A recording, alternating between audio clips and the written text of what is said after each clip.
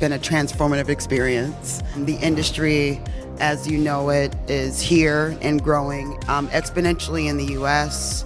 And even the stories that we recorded months ago, by the way, I can't wait for this story to be broadcast out in the world. So our academy is a 501c3 nonprofit. We've been working in cannabis for the past 4 years, and we help accelerate minority founders and justice-impacted founders across the country. One of the biggest issues we've seen is that obviously there is this idea that there is this green rush happening in cannabis, which there has been for white male founders. And unfortunately, BIPOC founders do not see that capital, and we need to make sure that those people actually have access to that money.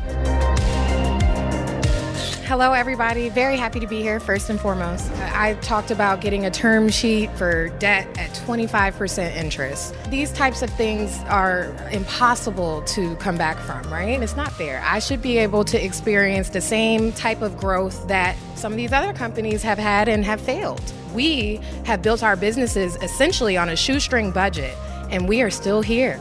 We need to have more angels, smaller institutional investors invest in us so we can signal to the bigger banks like, look, this is a safe industry. Funding. That's what we need, and we've got to be realistic when we're looking at these numbers. 2% of VC dollars are going to women-led businesses, and when we're talking about Black women-led businesses, those numbers drop down to 0.0006%.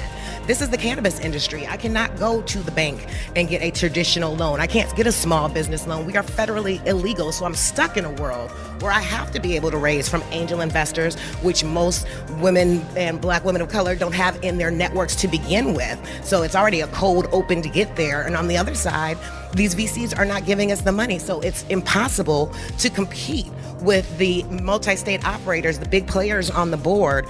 Funding is the number one issue. People need education, people need technical assistance or what have you, but we need money to be able to play the game. Invest in Black women. Check your bias. If you're choosing not to invest in someone based on the color of their skin, you have a serious prejudice problem. That's not my job to fix that. That work has to come from you. From moms to grandmoms to us. All types of people are part of this plant medicine experience.